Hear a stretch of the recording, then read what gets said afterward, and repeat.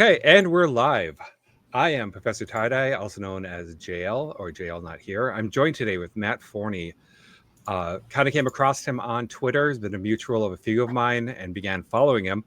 He does some online activity calling out H-1B visa fraud, amongst other things. And before I botch it, I'm going to hand over to you, Matt. Give the audience a little bit of introduction for yourself. Thanks for having me on, Professor. It's a pleasure. I mean, I've been around doing this for, God, started in 2009. So, like, I'm going to give the Cliff's Notes of what's important to, like, your audience.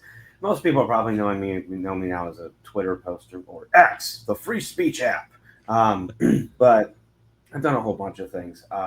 Up until recently, I was mainly known as the founder and editor in chief of Terror House Press, which was I don't say was, it's still around.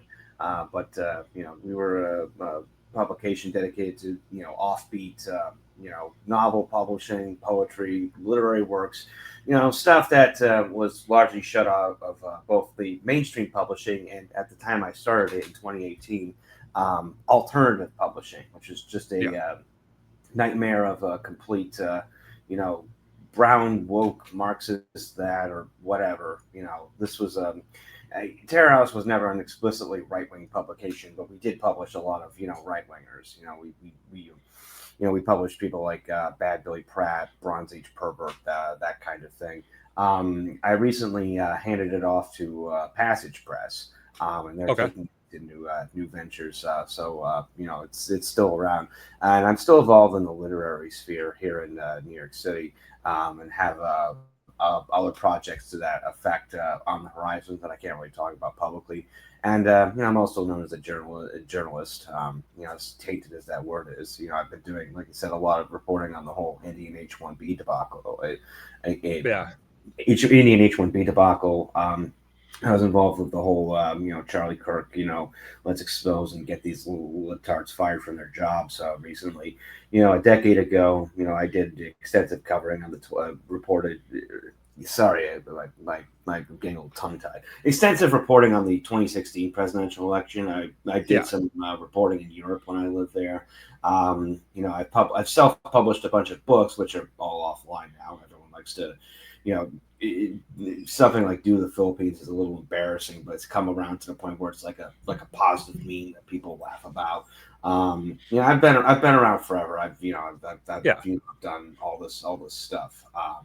That's primarily how I would summarize my online career to this point. Yeah, like I said, you're someone that before we started that year, I knew of you. I knew you're around. Never really got a chance to talk to you or interact with you, find out more about you because I knew about the publishing. I didn't know that you published BAPS books. That's very interesting. I've actually, unfortunately, never read Well, this we stuff. didn't. It's We didn't. We didn't. I oh, want to sorry. clarify. We didn't publish any of his books, but he contributed to one of the Oh, okay, anthologies we published. okay. Sorry. Thanks for the clarification. Yeah, I was gonna say because I have his books on a list on Amazon that I was gonna eventually get, but I just I've got a lot of other stuff. There's another shelf above that's all books, but I've got too much to read. I mean, he's an interesting follow, but yeah, I mean, I did follow along with Charlie Kirk and some of the stuff that had happened with trying to, like with you calling out people. Is there anything that stands out in that time frame that for you that you would want to talk about or share? I've since the Charlie Kirk assassination, it's rest in peace. All this, I've been Yeah. I've been so active on Twitter, like it's been cutting into my sleep schedule. Like last night, it was like the first time in like at least a week that I slept more than like 3 hours. Well, I also have bad insomnia, so like if you can't sleep, might as well just be on Twitter, fighting the good fight or whatever. Um, Yeah. Probably the funniest scalp I claimed, and I can't claim full credit for this. This was a group project. There was a really bad Chapo Cell, what's his face, irony left retard, who went by the handle at lib_crusher. Um, Okay. and as a project, I'm mutuals with Sully and Af, and like all those guys who've been working on doxes. I filed we found out, his real identity and that he's a lawyer in the Chicago area. And he had been Mhm. posting deep fake porn of Charlie Kirk and Irina Zarutska, Wow. which is both illegal and, just flat out disgusting. So I went That and filed a complaint to the Illinois State Bar with all the evidence of all the stuff he's been doing. And we also yeah. went through posts, and, he was like, I hate being a lawyer and all this stuff. I want to kill myself. And so his immediate response, like this was, Sully and Af put it out on the 25th of September.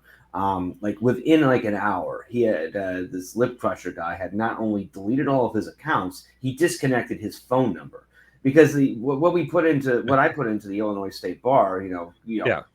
he's going to be facing possible criminal charges since deepfake porn is illegal in Illinois, and he Yeah. could potentially get disbarred.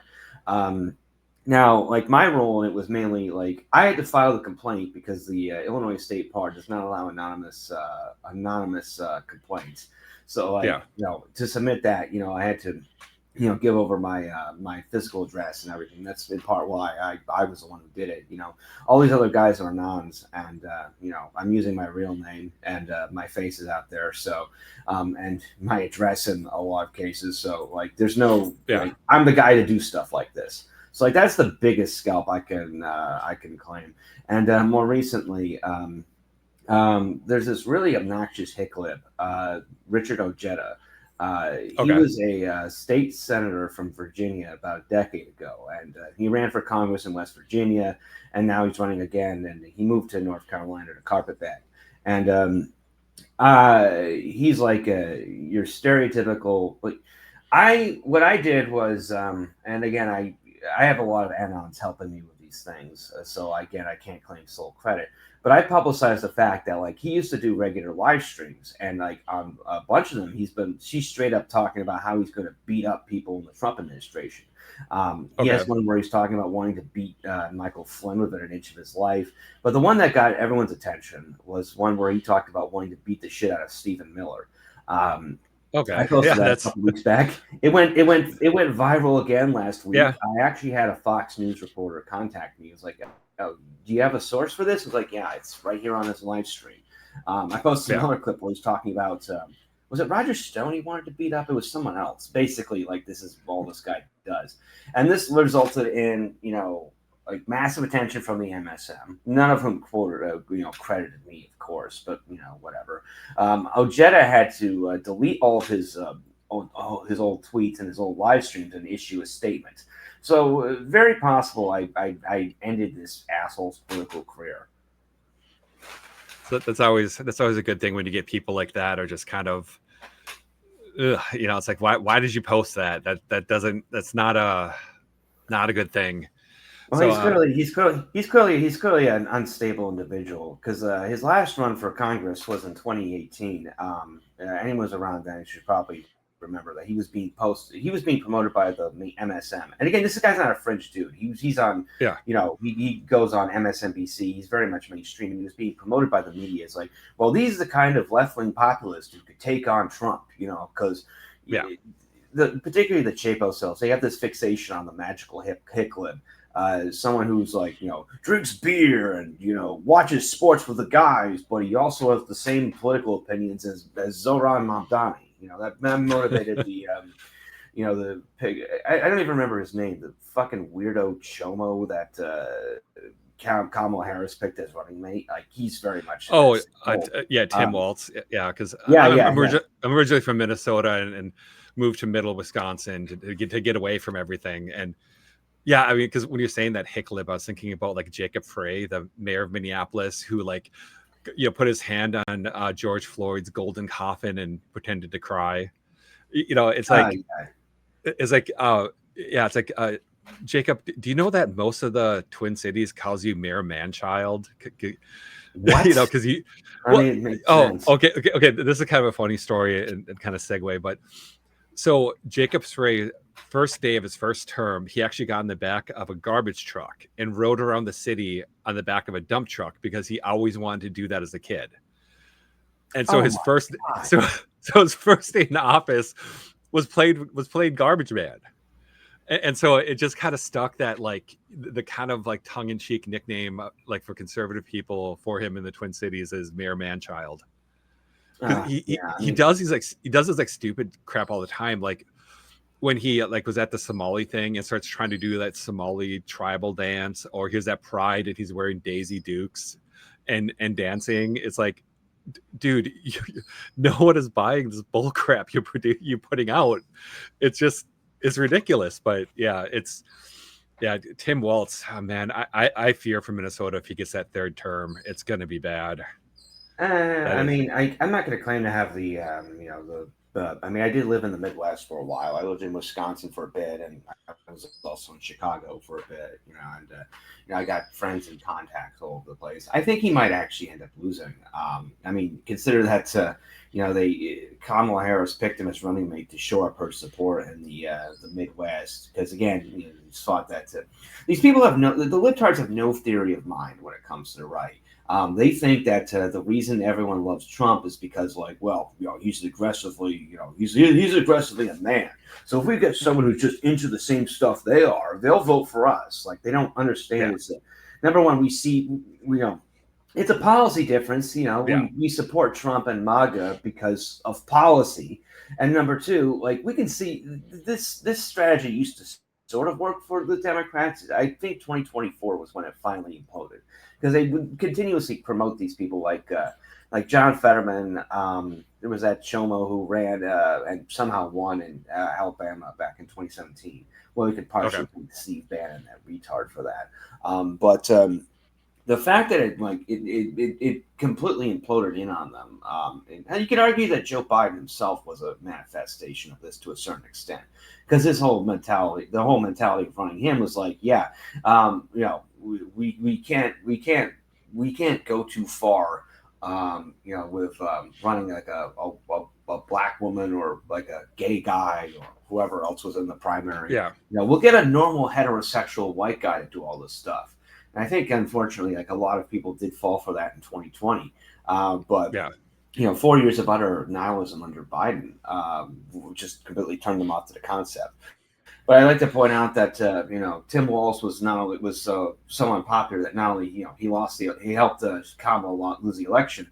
The Democrats lost control of was it the House of Representatives or the Senate in Minnesota? Like, they I think lost control of it to the Republicans. yeah. So I think if I remember correctly, right now it's a slim margin in favor of Republicans in the state legislature from Minnesota. See, part of the problem is that like the how they always Democrats always bitch about gerrymandering, but if you look at these maps that Democrats have come up with, it's just like it's just a ridiculous crap of like Minnesota. It's like this pie wedge that goes from like deep blue Minneapolis like out into like the conservative suburbs, and it's like, and so basically they take a bunch of votes, and so like they have enough votes in Minneapolis to sway like a representative, and it's then it's the same thing too with the maps that they tried to do, like the redistricting here in Wisconsin is like they're trying to do that pie wedge thing where they have a tip at just enough votes into a deep blue area and covering a lot of red area, and then that way they can get the representation to get the stuff. And yeah, it's like Tim Walz tried to do a special session on gun control, and basically it's like you're not going to get enough Republicans to vote for you, and let alone like the rural Democrats where like hunting is kind of a lifestyle. They're not going to vote for this.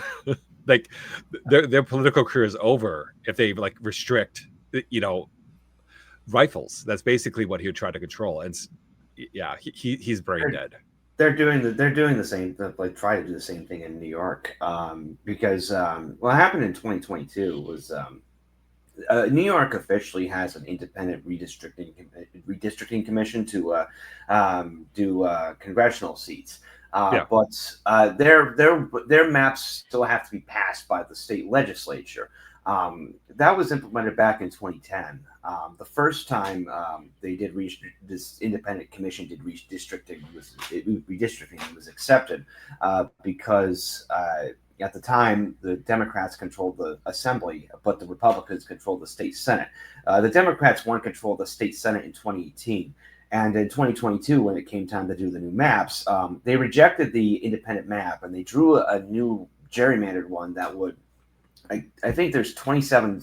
New York has 27 House seats, and under the proposed map, like Republicans would have only been viable in 4 of them.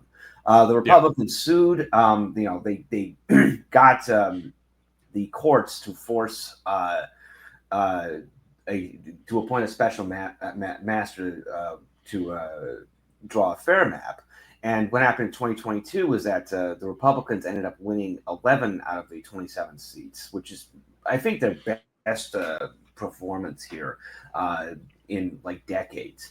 So, but the Democrats then countersued like the next year, saying that like, oh, that map was only intended to be used for that election, and they managed to force a new gerrymandered map through. It wasn't as bad as the one they were originally proposing, but despite like last year, despite the massive swing towards the Republicans in New York, they lost about 2 or 3 seats because of how heavily the new districts were. Like I'm from Syracuse. That area is it's what the Democrats have been obsessed with taking the Syracuse congressional district for years, because even though it's like D+5 on paper, like Republicans just keep winning it. In that case, they split. It was won very narrowly by the Republicans in 2022. They took one of the conservative counties in the district, split it in half, put it in another district, and then added a bunch of, and then split another county in half, and then put like the liberal parts of that into the district. So they ended up, the Democrats ended up winning that district again for the first time in about 20 years. But I don't think it's, again, there are limits to that approach. Like, you can do that in congressional races. You cannot do it like on a statewide level. The Democrats used to be able to control the state by putting up huge margins in New York City and the suburbs, but they've lost the suburbs. Those have all gone back to the Republican Party, and they've lost huge amounts of support in the city itself. I think if I recall correctly, like Kamala Harris only won Queens by about like 55%, which is insanely bad for a Democrat running statewide. So we're probably going to see like Kathy Hochul is going to lose re-election next year. She's very unpopular both upstate and down in the city. And amusingly, it's going to end up in a situation where like we're not going to see a huge shift upstate, which is seen as traditionally conservative. We're not going to see a huge shift upstate towards the GOP. But what's going to help them is the fact that they've won so much support in the city now, because Hochul has no idea how to manage like major city issues. Because again, she's another Hicklip. She's from some small town near Buffalo that they're going to end up losing on that behalf. They'll probably lose the attorney general race at this point, which is good because Tish James is now under federal indictment for all the harassment she did against Trump during her tenure. I know it's one of those things, that perfect example of, if you live in a glass house, don't throw stones. It's like, I mean, also the cope, like everyone commits mortgage fraud, and I'm just like, when I got my VA loan, they went through everything. Like how do I describe it? It's like an autopsy, like of all your financials, like it's like you don't check a box fully, or you don't fill in the box fully with your, like, fill it in and they send it back to you. It's like, it is a level of privilege to think that you can commit mortgage fraud. It just shows how disconnected these people are. But talk about attorney generals. Is it the South Carolina guy that's running for attorney general that put out the death threats against his opponent? Is that the in Virginia? Virginia, yes. Okay, sorry. Yeah, Virginia. Yeah, I mean, it's that's another. I mean, Virginia's a bit up in the air. As my friends there tell me. Well, the GOP gubernatorial nominee is the current lieutenant governor, Winsome Sears, who's a Jamaican lady who's probably nice, but she's not very charismatic, and nobody really wanted her as the nominee. She was forced through a state convention because she's well connected, and she's been trailing the Democrat candidate, a literal spook, Abigail Spanberger. But I feel like I'm not going to stake it, but I think the Democrats are just so unpopular nationally that Winsome Sears might end up winning just because of how bad the Democrats are. And look over in New Jersey. I've been doing a bit of reporting on that. We're almost certainly going to see Jack Ciattarelli, the Republican candidate, win the gubernatorial race, because New Jersey is another blue state that lurched heavily to the right. Chattarelli already ran in 2021 as the governor, and every poll had him trailing by like 10, 20 points. He ended up losing by only 3 points because New Jerseyans were just fed up with all the COVID bullshit.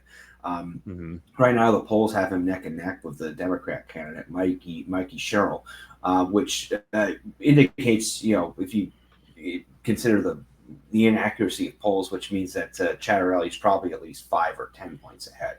And going back to last year, New Jersey was one of the states that had a huge leap to the right.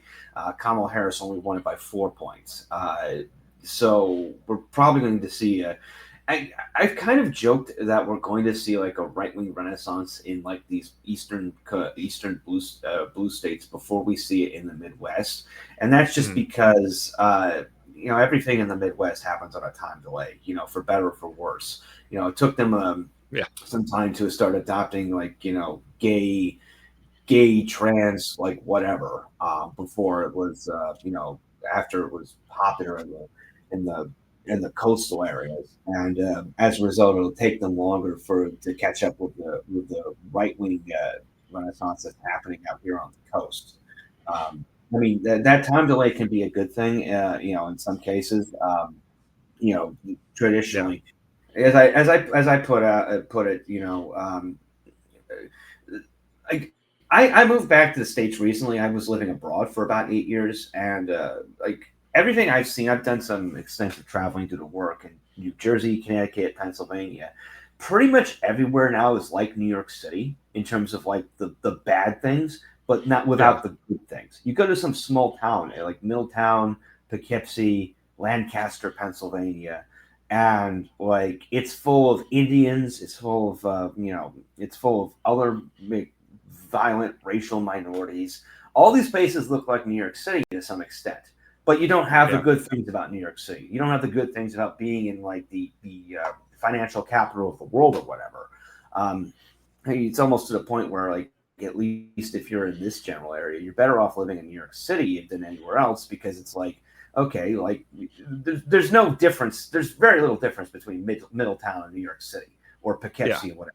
But I think in New York City, at least you can go out and party until 4 a.m. or something like that, which we're going to see this corrected over the next 4, 5, 10 years, but it's going to take a while for the places that are further out from the the big cities to kind of catch up. You make a really good point about the Midwest being that time delay, because I was thinking about a couple of college towns that are like within a drive distance of me, and they have like no Kings protests. They're protesting all this stuff, but like none of them will willingly go to Minneapolis or Madison or anything because it's too violent. But they're not making the connection Madison's violent now. I mean, I guess I shouldn't be surprised. Well, yeah, I mean, I lived there for a while. Well, I mean, like, so kind of where I am, middle Wisconsin, they're the two closest, like, big cities. Like, the next, like, it'd be Madison, then Milwaukee. So, like, kind of in between Minnesota and Minneapolis and Madison. It's like no one wants to go there because they're just like, it's violent, it's whatever. But then you're sitting here protesting the policies that are essentially keeping us safe, kind of thing. Like we pretty much all, like, we're all white people here. We're all, like, homogeneous. We all know each other. We don't have Indian H-1B, people living in a condo that like makes it smell completely awful. I mean, I think I made a comment in one of your posts that one of the most horrific smells in my life was when I had an Indian neighbor, and I'm like, it's like I have no idea what they're cooking. It is just revolting. But like they're so disconnected, and it's that weird swing because like think about Wisconsin that they passed the like marriage protection constitutional amendment. And then, Ogerfellow came through, and now it's kind of like had this weird like shift to the left.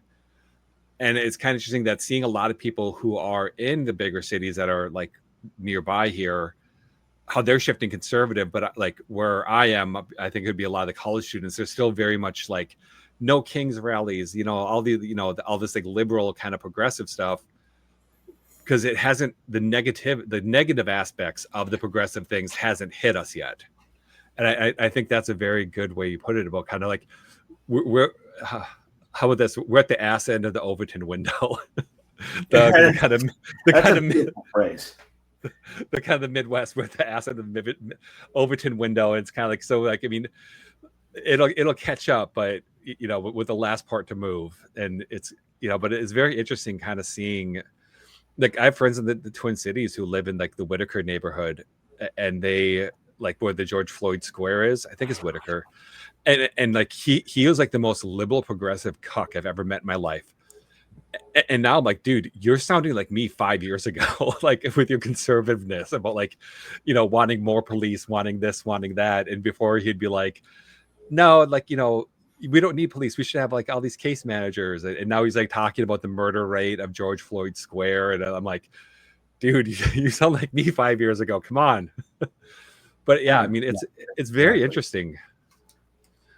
Okay, sorry, I kind of dominated. Yeah, you see a bit of this in the New York City suburbs as well. But it's actually coming up a month ago.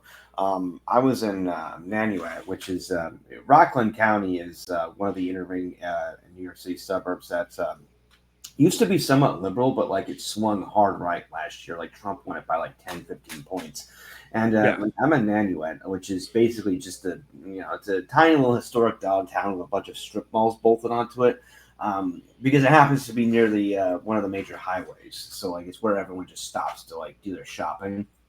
Like I'm at the corner of Route 59 and Middletown Road, and like some libtards are doing like again a No Kings protest, and it's all old people. Like I major the average age at that protest was like 64. Like so I'm like, okay, cool. It's like I could do some journalism here. I start taking some pictures and video. Immediately, a cop car pulls up and is like, yeah, so we got a call. We just need to check this out. And, by the way, what you're doing is perfectly legal and fine. But like someone at the protest immediately called the cops on me over this. Yeah.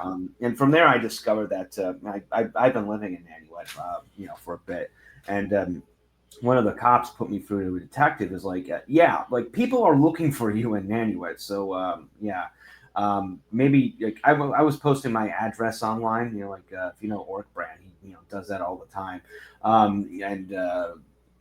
But the detective was like, yeah, like it's funny and stuff, and you're not doing anything illegal, but like people are looking for you in the neighborhood and harassing the neighbors. So like maybe don't do that. I'm like, no, I'm sorry, officer. It's like, don't be sorry, but just letting you know for public safety reasons. So yeah, it's some weird stuff. Yeah, it's funny because when you said about the average age, I went to Eau Claire, which is like the college town that's actually closest to me, and they had a no Kings protest, and it is all like geriatric, like they empty the nursing homes, or it's like these like weird 20-somethings, like that if you go talk to them, they'll tell you I'm they them, and all of them have like all the college age people protesting have N95 masks on. It's like you have like geriatric old people. Some of them have masks on. And you have these like college age people with like, half shaved head, dressed like a clown, all wearing, like all wearing N95 masks. And like, because my wife's a nurse, and I took a picture of one. I go, how healthy do you think she is? And then the wife goes, did you assume the gender? Was the first response back. But it was like this like massively obese thing, like leaning against like the thing. And it's like protesting you, like winding you. Like you're just standing there holding a sign. How are you like this out of breath? And it just, I've seen a bit of that. Well, like in New York City, like the main protests are like there's anti-ICE protests, obviously. Weirdly enough, I was this was about a couple months back. I ran into a protest of people who want to ban horse-drawn carriages because there's been a spate of horses, the horse-drawn carriage tourist thing in Manhattan. And there's been a spate of like poorly treated horses who end up dying due to the heat. But there's also a lot of, free Palestine, anti-Israel protests. I actually ran into one, outside they were outside the New York Times building, protesting them. And it's like, again, it's a collection of like weird college age types, weird, brown people, about half of whom, like, again, are wearing either N95s or just the regular surgical mask. That one was kind of funny because like one of the people protesting was a rabbi.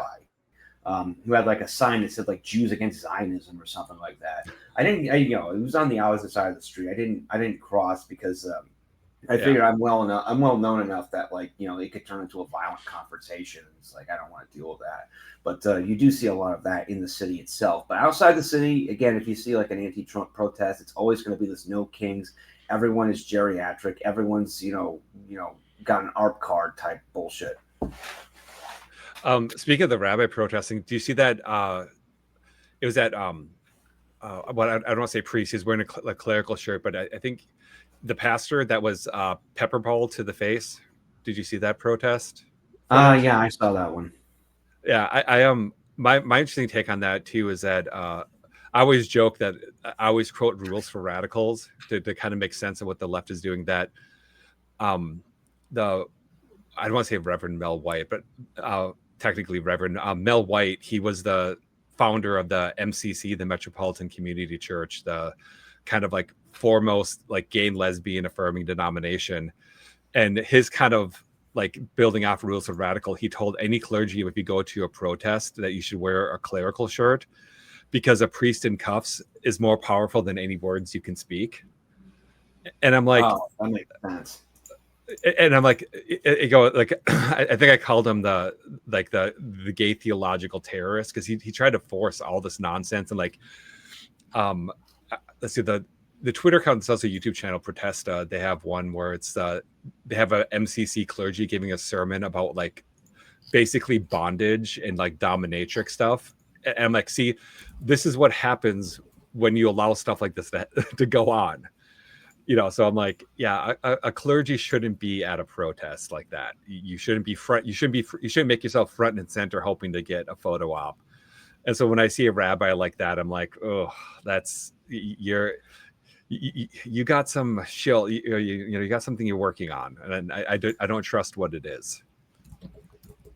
Yeah, like the left has been doing this for a while. Did you Yeah. know that the Rose City Antifa in Portland actually tells their members to register as Republicans? So if they get caught doing something violent, it could be like, "Oh, this was a Republican. This was a MAGA supporter."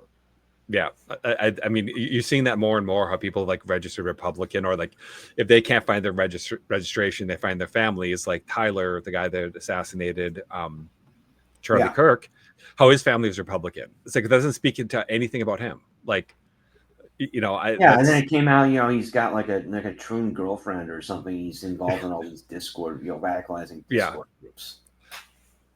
yeah, yeah. I mean, it's kind of one of those things. It's just like Discord is like, oh, they need to moderate it, and hopefully that because aren't they going to be doing a hearing where they're having Yeah, like the it's owners of them and Discord? like yeah, it's them. It's like Twitch and a couple of other sites. I mean, honestly, God, I hate Discord.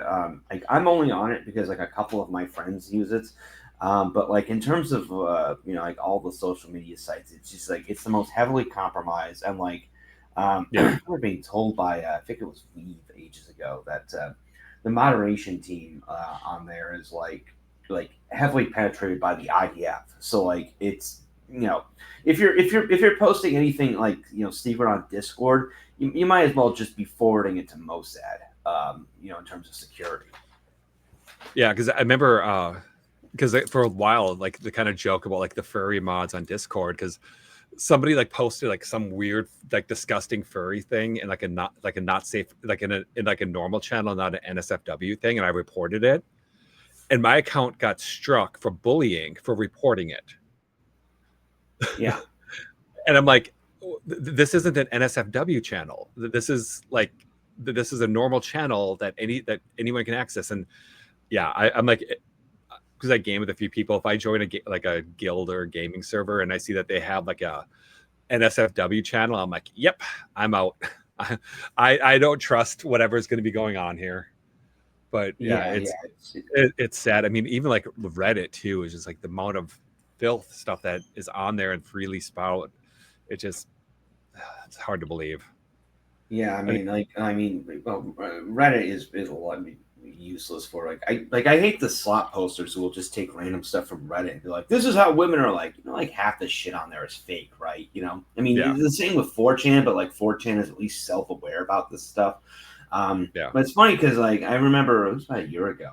I had a Reddit account like that I hadn't used in years. Like I used like one of the places I used to work for had had a Reddit channel that I moderated and posted content to, but like we gave that up a long time ago. I log into this account, it's like, oh, you were banned back in 2020 for like violating TOS. And I'm like, how was I violating TOS? I literally have not logged into this account in a decade. And I only logged into it because I was trying to get some like stuff off of an NSFW Reddit for like a post or like a report or something. Yeah. The Reddit is garbage. Like all of these platforms, X is the only one that's really useful these days. And even then, as we saw with what happened last night, it's still a bit edgy with regards to what you can actually do there. Yeah, because I was gonna say, because a full list of the people, because it was Martin, uh, were both of Martin's accounts banned? Like the Oh yeah, signal Freud? they banned him. Both of his accounts. He came back with an alt like a few hours later. That was banned within the hour. All of Sully and Ass accounts got nuked. And then Andrew Meyer got nuked for some reason. Really? Solely because he made some posts criticizing the Groypers, and all Andrew Meyer posts about is basketball.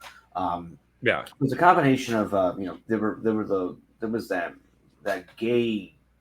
gay Iranian, what's his name, Mohammed, the guy who's at Mark Bar America, Deaf to Yeah, America, by the way, the who was Mark Bar complaining America guy. directly. Yeah. Yeah, yeah. It's funny because that guy blocked me months ago because like he made some post about I thought he was gay up until he really had a girlfriend. So he made a post like I had a lot of medical problems when I was a kid and I wouldn't have been able to survive without Medicaid. And I just replied to him, it's like, I'm very sorry your uncle Ahmed molested you so hard he needed reconstructive surgery. And he just like blocked me instantly. Like and I very nearly ratioed him on the post too. But like he was complaining to that one guy, like on X's had a product who was an obvious anti sympathizer. He'd been posting and liking all Yeah. that shit. He got everyone banned, but like this morning, like Elon Musk got directly involved and unbanned all of the accounts. Okay. Yeah, that guy just like I forget what account it is, but I just see him like, man, it just seems like a snake in the grass, kind of like Elon should have let that person go, because it's just that weird like gay dude that did like his like master's thesis or PhD thesis on like underage like guys using the gay hookup app. Oh Do you my know?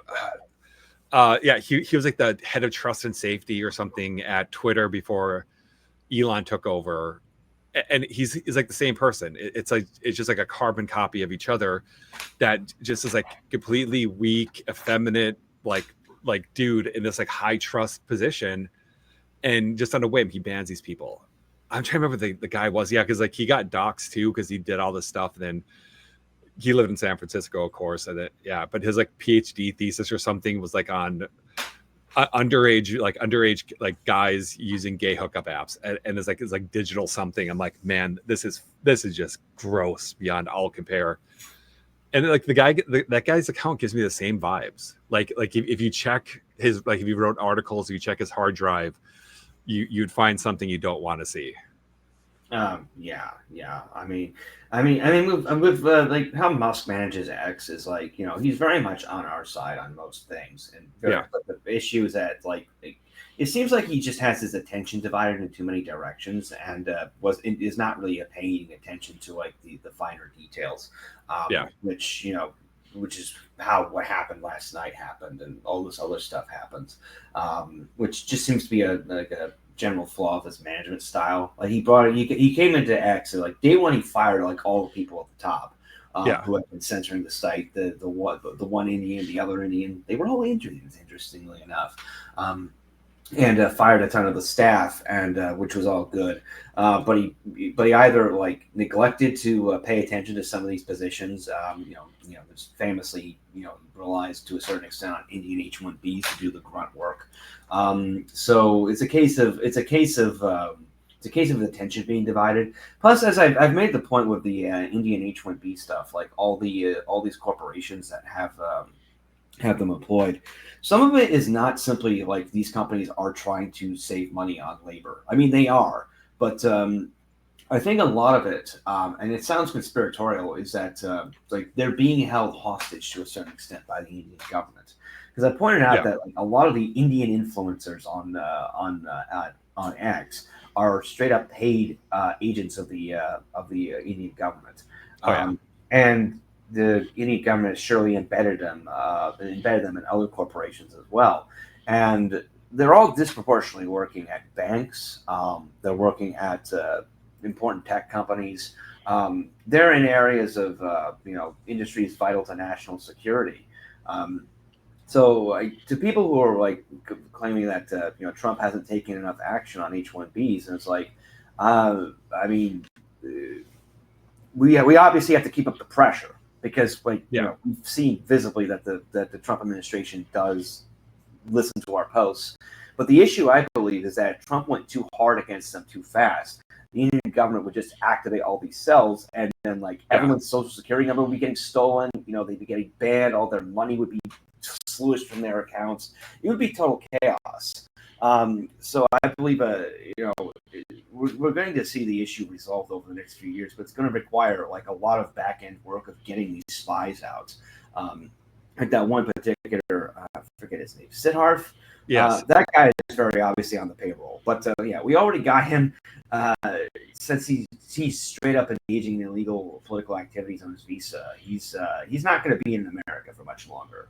I was gonna say, it was Yoel Roth, the employee I was thinking about, that he was the former head of Yeah, I remember that guy. Yeah, he wrote his dissertation was gay data and saying that how like underage gay youth should be able to access like Grindr and shit. It's just like, I don't like to swear, so like I'm like, it is the most fucked up thing. Like I actually, because like my academic credentials, I was able to access UPenn's database and I read it. I'm like, this is fucked. This is really messed up. But anyways, Yoel Roth, he was interesting. But yeah, the whole H-1B thing, it just I don't remember if it was you that posted the graphic where how like an Indian gets in like a high position, then all of a sudden they start like filling all the other positions with other Indians, and that's like every corporation, again, over and over again, same pattern. You get one into a managerial position, and like within a year or two, like everyone else is an Indian, and they're always incompetent too. Because there's still people who try to gaslight us with the whole like, well, we need high skilled immigration. Indians like know how to code and they're really intelligent. Way more intelligent than those Hicks in like Nebraska or West Virginia or wherever. And it's like, and I posted a thing, a study showed that 90% of Indian like engineering graduates cannot they lack skills. They cannot code to a satisfactory level, compared to 34% of American graduates.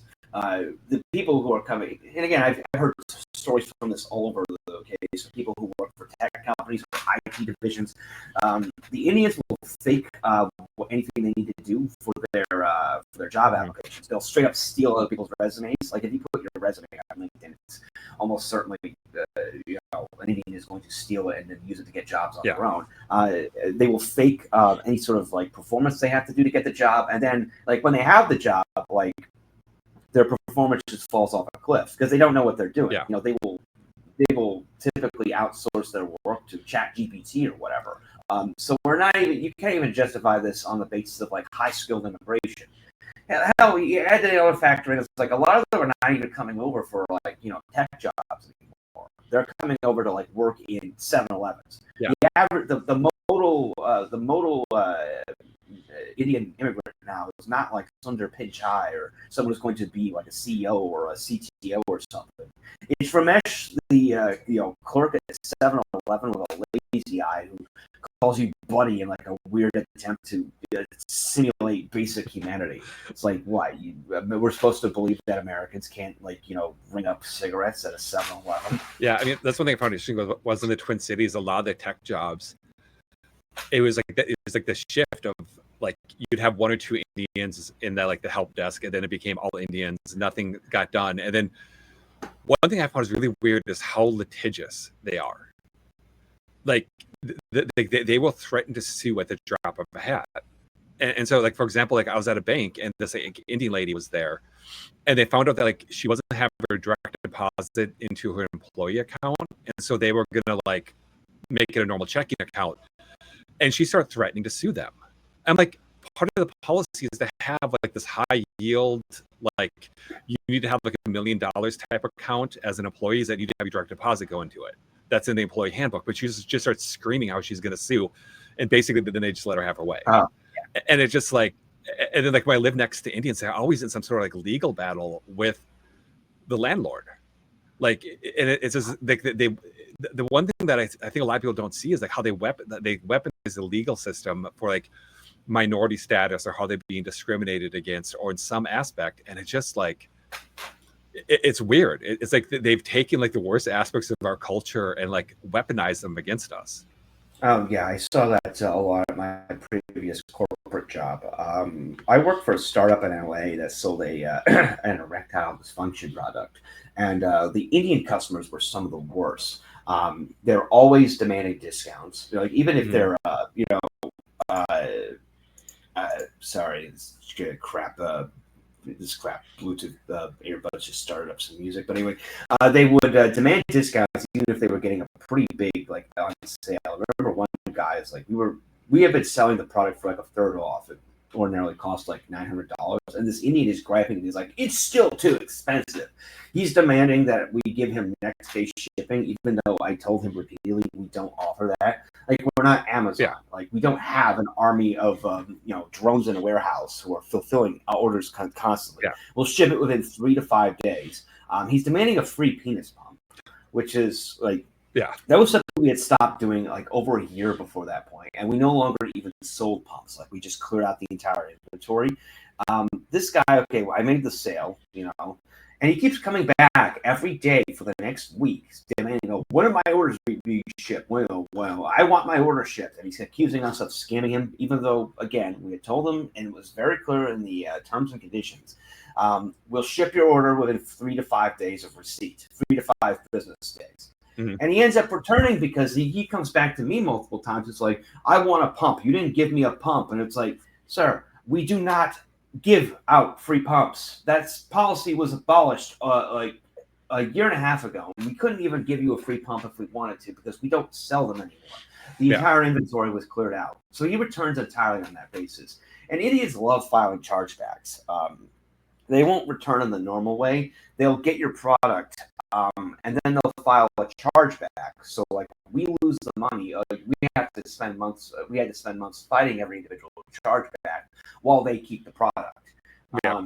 One of the people, I did a report of a woman who told me that Indians will, all these fertility benefits that tech companies employ, like, I help with IVF and stuff like that. Indians will take advantage of them.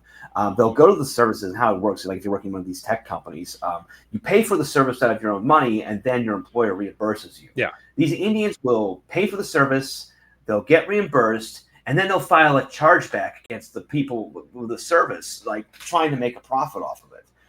This woman told me that basically, like, they have an unofficial policy of these companies, the companies like Carrot that provide these services. They have an unofficial policy of trying not to take on Indians anymore because of this behavior.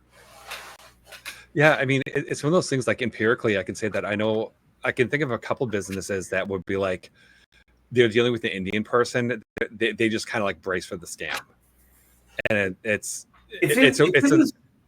if it was legal to discriminate, like racially, businesses to to discriminate based on race, almost every business in this country would have a no Indian sign on the front door. They would get banned before Jews, blacks, or anyone else. Well, actually, I got something really mad the other day because I said, if you want to know why checks aren't a thing, thank you, local black woman. Because like when I was working at a bank, businesses quit taking checks because the amount of customers, like black women, to come in with like a checking account, close it after they got their check order, and then go around writing those checks. And it's like, it's the same thing. It's just weird. That's check kiting, isn't it? That's like illegal.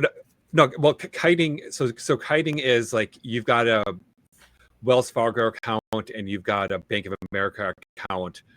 The Wells Fargo account's in New York. The Bank of America is in California, and then you write a check for like $5,000 from each one and then deposit them in the other accounts. So you're like switching it back and forth. So your balance is, say, elevated. That's check kiting. This is just writing bad checks. like you wrote a bad check, like and Well, it's isn't writing bad checks still illegal? I'm I, sorry, I'm not I, familiar with I, the law well, here. it is, but the thing is they don't care because they generally get away Yeah, with yeah, it. I forget. Yeah. I mean, because like when I was at a branch, and like I was the only one that had like the authorization to do a certain dollar amount, and this black lady came in and she asked for a withdrawal slip, and then she tried to withdraw money off of an account.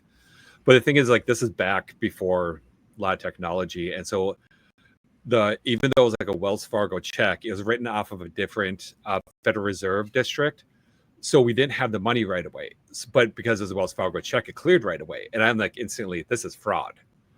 And so I denied a transaction, and she starts screaming how she's going to call the cops. I'm being racist. And then like the next day it comes back, that check was off a closed account in like the different Federal Reserve district, and she was trying to commit check fraud.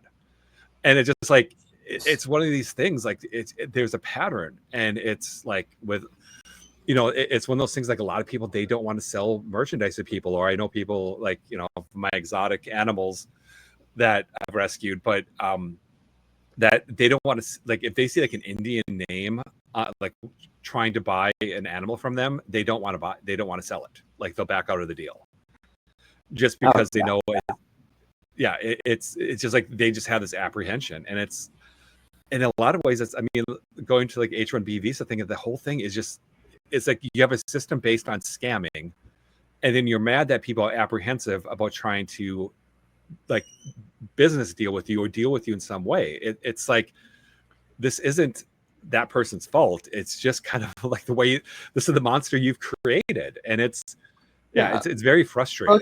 it comes down to the fact that at least I had a post to this effect like a few days ago where it's like, if I point out something bad that a certain racial or ethnic group is doing. Most of the time, people from that group will be like, "We're not doing that, and it's racist for you to even assert that we are." Indians will be like, "Hell yeah, we're doing that illegal thing, and we're going to keep doing it." No, go fuck mom and dog, you stupid cum skin.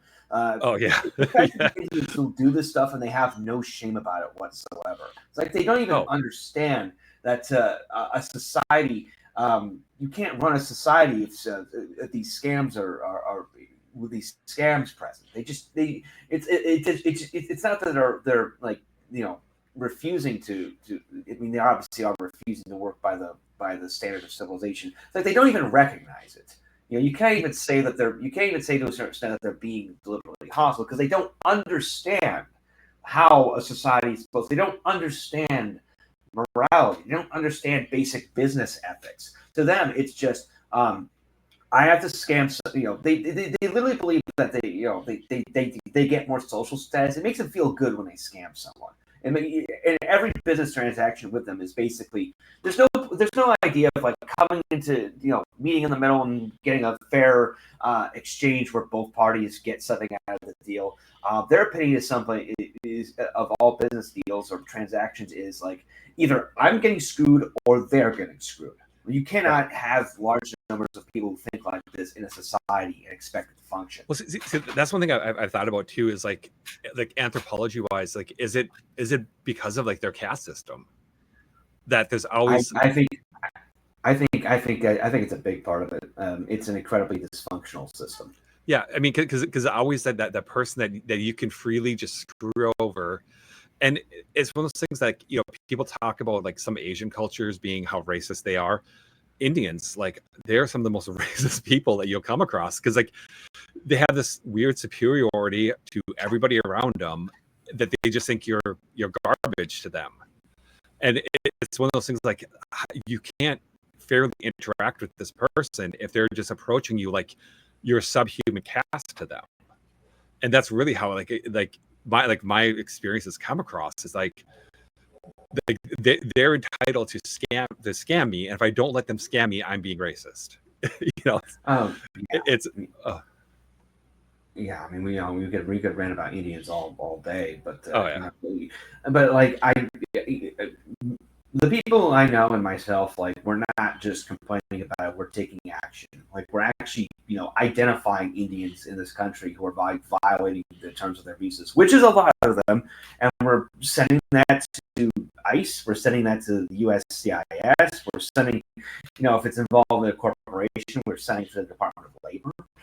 We're not just complaining about it. We're getting them deported, and this is just going to snowball like over the next 8 years as the government picks up and just I mean, everyone complained about Trump partially walking back the new H-1B fee or whatever it is, but that's already had a huge effect. Not just the fee itself, but also it's like I've heard from the back end, many corporations are not going to hire H-1Bs anymore simply because there's too much uncertainty. Like the fee is like whatever, but like corporations are not going to invest as much and be around in a year or so. And the same principle applies to immigration in general.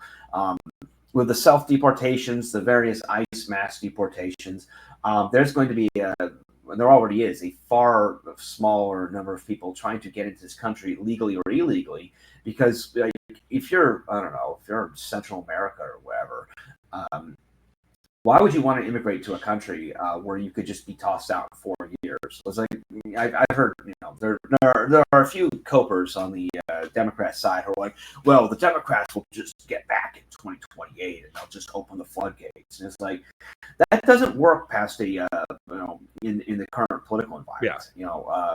A ton of these people came in under Biden because they were under the impression that Trump was just an aberration, that the Democrats will rule forever. And then 4 years later, Trump's back in, and suddenly, like, we're even more hardcore anti-immigration than we were during his first term. That uncertainty will make on its own makes a lot of people either leave on their own, voluntarily turn themselves into ICE, or just never come in the first place. Yeah. You cannot. I think that Democrats, obviously, there's still much more the Trump administration needs to do, but just on what they've done alone since taking office in January, the Democrats are going to need a minimum of 10 years to undo this when they get back into power, which I believe they won't be running the government nationally until at least the middle of the 2030s. That's how bad. Yeah, it is. I think it's one of those things that they overreached, that they didn't understand that they didn't have the foundation they needed to do this stuff, and the amount of people that they were hurting. And that's just it, is that when it's one of those things, like when people felt in their pocketbooks, they quickly turned against them. And this overreach is like, it's almost that very infantile, like my toddler kind of like, give me now, I want this instantaneous gratification kind of thing. It's like, even if they do, it's like all these policies they're going to have to undo. They're going to have to walk back any legislation. They're going to have to do all this stuff. And I think that that's what a lot of people don't understand, is that, I guess that's a good thing that Trump is doing, is that he's tying the knots very tight kind of thing on this legislation. That's not going to be like instantly, easily, like, it's undone. I think that's probably the best thing that he's doing in this situation, is that he's creating, like, he's cementing it into place, and not just like kind of building a straw hut like he did. Yeah, this is a permanent revolution, like a permanent right wing. Obviously, nothing's permanent, but like in the terms of like the next 50 years, this is going to be the structure of the government, and it's important to emphasize that like the public turn against mass immigration, the arguments like white replacement, all that stuff is true, but where it really happened is that the Biden administration let so many people in that it directly impacted the average person's quality of life. When it was an abstract debate about fertility rates or whatever, nobody really cared. But like when a bunch of Haitians are dropped into your town, they start eating all your pets. Like, that's a direct assault on your quality of life that you can't ignore. And the Democrats did this to such an extent that they managed to piss off not only white people, but like, black people to a certain extent, older, communities who immigrated here decades ago. I remember it was like about a couple months ago, I was at a White Castle in Nanuet. I was just outside having a cigarette, and some guy comes up to me, Latino dude with a very visible accent, him and his buddy, and they bumming cigarettes. I give him a couple. I like giving out cigarettes freely, and we're just talking about random stuff. I mentioned I lived in Mexico, just having a chat. Randomly, one of the guys busts out with, like, who did you vote for like last year? And I'm like, I'm trying. When I move like a mixed group in some of these places, I try to be like, kind of hold my police close to the vest. So I mentioned it. I didn't really vote. I didn't really like either candidate. And these two guys start talking about like how they voted for Trump because they're sick of all these Haitians and Indians, and they hated the fact that they lost their jobs. Yeah. Like, you got these two dudes with like heavy stick like Latino accents. Maybe they're immigrants themselves, or they're first generation anchor base, whatever. They're ranting about the Democrats and on all these immigrants. Yeah. I mean, obviously, you don't want to rely on there's no magical Latino or whatever, like all that's bullshit. But you do but the people like immigrants and stuff who are on the MAGA side because of like what the Biden administration did, and have turned against immigrants themselves, there is a very real contingent of that. And I think that's a big part of why a lot of places like New York and New Jersey, blue places, have swung so hard to the right. Oh yeah, I mean, like coming from the Twin Cities, like a lot of the Hmong people who came here as refugees after the Vietnam War, they turned against the Democrats. I mean, the Somalians are soaking a lot of Gibbs kind of thing, but a lot of the Black community really hates Somalians. They like the Black community, because I lived in North Minneapolis for a while, and they like Black people really hate Somalians, and it's very interesting to kind of see, because they don't see them as Black, they see them as like invaders taking over stuff, and it's a very interesting dynamic to see, like these different communities that will like Democrats like, oh, you're minorities, you should vote for us, and then the most part like, no, they have different interests, they have different values, they have different cultures, and they don't like what you're doing. I think that's the biggest thing that's conservatives have going for themselves. Yeah, basically, like the right wing side, the MAGA side, is now the side that defends quality of life in all spheres. If you want safe streets, if you want good jobs, if you want the roads to be paved, you have to vote Republican. Yeah, because the Democrats are just so anti-civilizational, and again, they're just doubling down on it. Everyone's been following the New York City mayoral race. Mm-hmm. The Democratic nominee is a guy who wants to defang the NYPD, have them harass, focus on white supremacy cases, and all this insane bullshit about like government-owned grocery stores. They're not like moderating; they're just going hard, further to the left. And maybe that'll play in New York City. I don't know, but like it won't play nationally. It won't even play on the state level. Which is why I say the Democrats won't be a viable nationally for about another decade. Which is by that point, they will have to have realized that they have to move right on issues like immigration and crime, for people to vote for them. That's kind of their Achilles heel, that they can't. I think they don't have the self-awareness right now. That the thing is like saying, I don't like Madani because whatever, and then like, no, that's racist. I'm like, no, it's a bad idea to selectively increase taxes on white neighborhoods. It's a bad idea to have government run like grocery stores. These are all bad ideas. That's why I don't like them. I don't like them because there's really bad ideas. But as we're coming up to my pups are getting antsy. Sorry about that. No, I mean, as we're wrapping up here, is there anything you want to add? Or anything else? No, I think we've covered a lot of stuff in an hour. So. Okay. Do you want to let people know where they can find you, and I'll put the links in the description as well. Well, yeah. I'm very active on X, the site formerly known as Twitter. So just go to x.com/realmathforney. That's my account. I have a website. This was a YouTube video series, retro video game reviews, but kind of focusing on stuff like politics and philosophy, a bit more highbrow than your average video game reviewer. The first episode I put it out in June, and then I moved, so like it's supposed to be a monthly thing. But like the next episode, I have a preview of it pinned to my X account. Go check that out. Hopefully, we'll be back on a monthly publishing schedule. But yeah, just go to my X account and you'll see everything I'm doing. Sounds good. I'll link that in the description. And as you spoke, highbrow game reviews, I'll end with a joke that got me banned from someone's channel. It was, what's your favorite RPG video game and why is it Custer's Revenge? That took me a second, but yeah, holy shit. All right. Well, everyone, Professor TieDye, JL here, co-host of Dangerous Rhetoric, joined with Matt Forney.